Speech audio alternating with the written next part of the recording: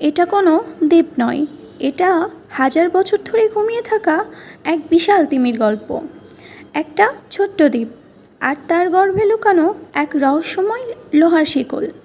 দুজন মানুষ সেটি টান দেয়, হঠাৎই আকাশ ফেটে জল ছিটকে পড়ে, পানির বুক চিরে বেরিয়ে আসে এক দৈত্যাকার লেজ।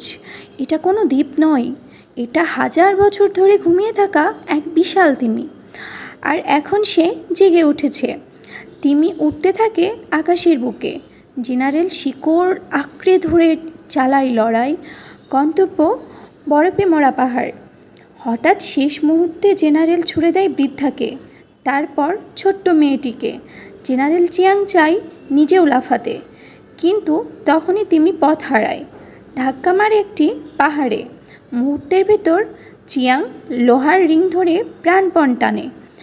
শেষ মুহূর্তে তিমিকে সে সামলে নেয়, পিঠ বেয়ে নেমে আসে এবং নিরাপদে সে ওই তুষারের রাজ্যে নামতে পারে। একটুর জন্য সে জীবন ফিরে পায় এবং তারা সবাই বেঁচে যায়।